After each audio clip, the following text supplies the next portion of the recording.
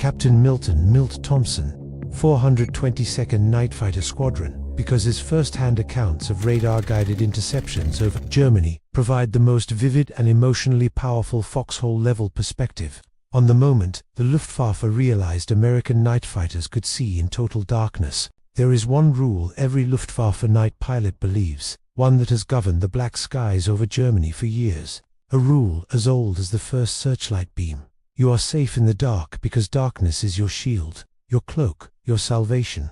Because for the Luftwaffe, night is the one theater where skill-pure flying instinct, not machines, decides who lives and who doesn't. Because for years, while daylight skies filled with thousands of American bombers under the protection of P-51s and P-47s, the nights belonged to Germany. Think about what that implies. If you were a German night fighter pilot in 1943, you assumed the American threat ended when the sun dipped below the horizon.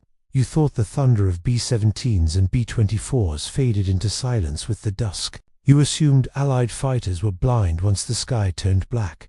And why wouldn't you? For decades, pilots across every nation agreed on the same truth. Human eyes decide aerial combat. Machines fail. Darkness wins. British night fighters struggled. Soviet night fighters barely existed. American night fighters, they were lumbering, late-arriving, inexperienced crews with awkward radars that worked more like unreliable science experiments than weapons. So German pilots grew bold, confident, even arrogant. They dove into bomber streams with the calm assurance that nothing could stalk them in a pitch-black sky. But in 1944, one man, one squadron, and one moment would shatter that rule forever. You are Milt Thompson, 22 years old, born in Indiana, raised in flat open farmland where nights stretch endlessly across the horizon. You grew up looking at skies so dark and open they felt bottomless. Maybe that's why radar fascinated you. Maybe that's why, when everyone else fought to fly the sleek daylight P-51s, you volunteered for a job no one understood, night fighting. You don't look like a typical fighter pilot. You're quiet, thoughtful, methodical. You aren't the type who brags in the mess hall or throws bottles after missions. You are the type who studies radar readouts for hours, who memorizes altitudes, who tinkers with circuitry until your hands smell like burnt dust. You are the one other pilots joke about. Thompson isn't a pilot. He's a scientist with wings. But your commanding officers see something else. A calm mind, a steady hand, a talent for reading radar like others read faces. And because the U.S. Army Air Forces desperately need night fighter pilots who can do the impossible, guide a heavy two-engine aircraft through total darkness toward an enemy they will never see until the final second they choose you. The aircraft is the P-61 Black Widow, America's first purpose-built night fighter. 3 crewmen, 2 blistered Pratt & Whitney engines, 4 20mm cannons under the belly, 4 .50 caliber machine guns in a dorsal turret, and at its heart, SCR-720 radar, a miracle of microelectronics whose operators whisper about it like a superstition. It is 1944. The Allies are pushing deeper into Europe. By day, bombers stream crush rail yards, factories, and oil facilities. By night, the Luftwaffe counters with its last trump card, seasoned night fighter crews flying Ru-88s, Bf-110s, He-219s, and Do-17s. These pilots are veterans. Some have 40, 50, or even 70 kills, and all of them share the same belief. American fighters cannot see them at night. They've heard rumors of us radar fighters. They dismiss them. The Americans are newcomers, clumsy, inexperienced, blind. You, Captain Milton Thompson, know differently, because the Black Widow's radar works. It works so well, in fact, that you and your radar operator, Lieutenant Jack Gibbons, have begun tracking German aircraft long before they know you exist. The problem? No German pilot believes that's possible. And tonight, over the darkened Rhineland skies, one of them is about to learn the truth. The night begins quietly. Your P-61 lifts from the airstrip at 23:02 hours. Engines thrum at 1,600 RPM. Airspeed climbs past 180 knots. Altitude rises, 5,000 feet, 7,000, 10,000. The sky above Germany is a void, moonless, silent, thick with smoke from distant fires. Nothing moves. In the rear cockpit, Jack Gibbons adjusts the radar gain. Range set to 10 miles. Sweep looks clean. His voice is steady. comforting. You've flown with him for months. Together you've learned to understand the radar's quirks. Its ghost returns, its clutter, the way it smells faintly like ozone when it warms. And then, at 23:19, Jack says two words that change the night. Contact, bearing 0.0. The range is 8 miles. Altitude, maybe 12,000. I feel a chill. 8 miles. Closing U-bank left. Nose rising. The Black Widow responds with a low growl. Jack refines the reading. Target speed to 50 knots. Probably a Ru-88. A Ru-88 G6. One of the Luftwaffe's best night fighters. You level off at 12,000 feet. Radar sweep pulses. The green line circles. The return sharpens. 7 miles. 6.2 miles. 5.7 miles. Still no visual. Of course not. That's the entire point of night fighting. It's a duel between unseen men. But you see him through radar. He sees nothing. Jack updates again. Range 5 miles. Still no change in altitude. Looks like he's patrolling. Good. A patrolling fighter is predictable. You advance throttle. 2,300 RPM. Airspeed climbs to 275 knots. 4 miles. Jack's voice tightens. He shifts the gain, locks the sweep. You know what that means. It's time. You turn off your navigation lights. The cockpit darkens until all that remains is the dim red glow of your instruments. The German is just ahead. 3.2 miles. You're gaining on him. You scan the sky. Blackness. Nothing but ink. Jack whispers. He has no idea. You push the throttle again. 2,600 RPM. The P-61 vibrates. Engines roaring louder. Your heart thumps against your flight suit. 2.8 miles. 2.4. 2.0. You are hunting a man who believes no one can hunt him. This is the moment the Luftwaffe built its doctrine around. Night protects them. Radar won't find them. American pilots won't dare to fly this deep, this dark, this blind. But they never imagined SER-720 radar. Jack speaks softly. 1.5. You're almost on him. Slight climb, maybe 100 feet. You raise the nose. Your altimeter ticks upward. And then, at 1.2 miles, Jack says, he's beginning a right turn, probably changing patrol patterns. Good. A turning aircraft can't see behind itself. You match the bank. The P-61 leans steadily. Left wing dips. Engines hum. Range 1,000 yards. Your pulse quickens. 800. Now you begin scanning intensely left, right, up, down, looking for the faintest shimmer. And finally, at 620 yards, you see it. A pale red glow. The enemy's exhaust stacks. Barely visible, faint as a dying ember, but unmistakable. There he is. You whisper. Jack confirms. Range 550. Directly ahead. Slight climb. You ease the throttle. You want his silhouette to sharpen. You want him perfectly framed. 400 yards. Inside that Ru-88, the pilot Oberleutnant Karl-Heinz Verhoeven believes he is alone. He thinks the darkness is impenetrable. He thinks he is the hunter. You know differently. You tighten your grip on the stick. Your thumb hovers over the cannon trigger. 250. You line up the shot. The Ru-88 drifts slightly left, unaware. Engines glowing faintly. 200. Almost then, at 180 yards, the German suddenly jerks his aircraft into a roll. Did he see you? Did he sense the danger? Was it instinct? You tighten your jaw. Push throttle. Stay on him, Jack shouts. He's diving. Range increasing to 5,300. You dive after him. The P-61 shakes violently. Airspeed jumps to 320 knots. The Ru-88's silhouette dances across your gun sight. But he's fast. Too fast. You grit your teeth. If he escapes into the darkness, you'll lose him forever. Jack calls out again. Don't let him get below you. He's dropping through 11,000. You push the nose further. The altimeter unwinds. 11,600, 11,300, 11,050. There. The glow again. Bright now.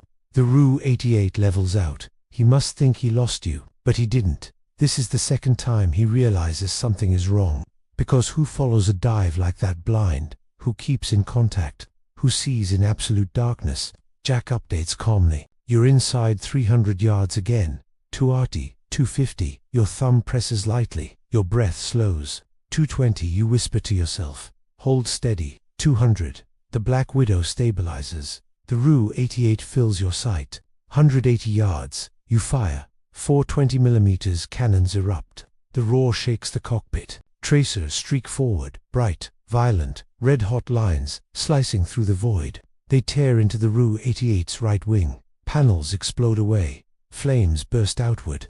Verhoeven reacts instantly. He pulls hard left. The WWII banks wildly. Fire trails behind him. But he isn't going down yet. He's fighting for his life. Inside the battered WWII, Verhoeven is stunned, confused, terrified. Someone found him, in the dark, without lights, without noise, until the last second. That isn't possible. The Americans can't do that. Radar isn't that precise. Night isn't that vulnerable. And yet somebody is behind him. Somebody who can see him. He radios frantically. Unbekanntes, Flugzeug, hinter mir. Kann mich sehen. Unknown aircraft behind me. He can see Milt, can see me. Ground control doesn't believe him. You stay glued to his tail. The WWII dives again. 10,000 feet, 9,600, 9,200. You match him. Engines howl. Wind screams over the cockpit. He tries a barrel roll. You follow. He tries a climbing spiral. You shadow him. Jack calls range continuously. 200, 180, 150. Hold him, hold him. The WWII starts a desperate skid. Its burning wing flickers. You squeeze the trigger again. Another burst. 2 seconds. 40 rounds. The left engine detonates. Flames erupt. The wing begins to shear. The WWII arcs into a downward spiral. You watch as it plummets. At 8,000 feet, the cockpit bursts open. 2 figures eject. Parachutes bloom. The aircraft crashes into a field below. A fireball rises silently into the night. Silence returns. Only then do you hear your own breathing. Hard, uneven. Jack breaks the quiet. Contact lost. Good kill. Because here is the truth. This is the moment Germany realizes the rule is broken. A lone WWII, flown by a veteran with 27 kills, was blindsided in pure darkness by an American plane he never saw, tracked by radar that worked with lethal precision. If you find this kind of forgotten history as fascinating as we do, we'd be honored if you'd hit that subscribe button. We believe these stories of courage, sacrifice, and innovation deserve to be told, and by subscribing, you help ensure they aren't forgotten. You climb back to 12,000 feet, scanning. Jack resets the sweep range to 15 miles. But now something unexpected appears. 3 more contacts, all moving fast. All are approaching from the east. A German night fighter wing, likely NJG-5, is scrambling to understand what just happened. Jack's tone sharpens. 3 bogies, possibly converging. Looks like they're searching for us. You smirk, because now you are the ghost. They're flying blind. You aren't. You choose the closest one. Jack guides you. Range 10 miles. Closing 8.5, 7.3. And once again the Black Widow becomes a predator. You close in. The glow appears. A Bf-110 this time. Twin-dash engine. Deadly in daylight. Blind at night. You finish him quickly. A single burst at 220 yards. Engines erupt. He plunged. No shoots. The remaining 2 German fighters scatter. But they're already defeated. Not shot down, defeated in the mind. Because fear now enters the night. Fear that the Americans are no longer blind. Fear that darkness no longer protects. Tonight, the Luftwaffe loses something more important than aircraft. It loses the one advantage it had left. What the Luftwaffe does not understand, what German radar controllers fail to grasp, what night fighter commanders refuse to believe, is that this wasn't luck. It wasn't a fluke. It wasn't a one-off anomaly. It was the beginning of a new era. Within weeks, P-61s begin racking up kills across the Rhine, the Ruhr, and the Saar. The numbers shock German intelligence. 8 kills in the first 30 days, 32 kills by winter the entire night. Bomber streams were disrupted. Veteran German pilots lost in inexplicable engagements. Reports of phantom American fighters stalking them invisibly. German commanders panic. They order radio silence. They tighten patrol patterns. They forbid aircraft from flying predictable altitudes. They even attempt to jam American radar. None of it works. Because the SCR-720 radar is too powerful, too precise, too stable, and the Black Widow pilots have mastered it. By early 1945, the Luftwaffe's night operations had shrunk drastically. They lose pilots faster than they can train replacements. Night airfields shut down, patrols cut by over 40%, and the psychological impact, it's catastrophic. German pilots begin refusing to fly deep night missions. Some openly state they fear the American ghosts. Others request to transfer to daylight duties, suicidal as they are, because at least in the daylight, they know what hunts them. What they don't know is that this new American capability will echo far beyond 1945. Night interception, all-weather flying, radar-guided air combat. A new form of warfare is being born, and it begins with one moment, one kill. One terrified German pilot realizes he is not alone in the night. When the war ends, Captain Milton Milt Thompson returns home. He is 24 years old. He has flown dozens of night missions. He has seen the fear in enemy pilots who once believed the darkness protected them. And he knows he helped change aerial warfare forever. He marries. He raises a family. He rarely speaks about the kills, but he talks about the radar, about Jack Gibbons, about the quiet tension of those nights. He lives long enough to see his legacy in the jets that follow. In the F-86D, in the F-102, in the F-106, in the F-15 and F-22, all-weather interceptors whose lineage traces directly back to the Black Widow and the men who first proved radar could dominate the night. To this day, aviation historians call the P-61 the moment modern air combat truly began. And the men who flew it, they were the pioneers of a new kind of vision, a vision that sees through darkness, fear, clouds, and even the limits of human sight. Their story matters because it reminds us that breakthroughs don't just win wars, they redefine what's possible. If this story moved you, please hit that like button. Every click tells the algorithm this piece of history is worth remembering. We're dedicated to rescuing forgotten stories from the archives. If you want to join us on this mission, please subscribe and turn on notifications. Where are you watching from? Drop a comment with your city or state, and tell us if someone in your family served. Thank you for ensuring that Milton Thompson, Jack Gibbons, and the men of the 422nd Night Fighter Squadron do not disappear into silence. They deserve to be remembered.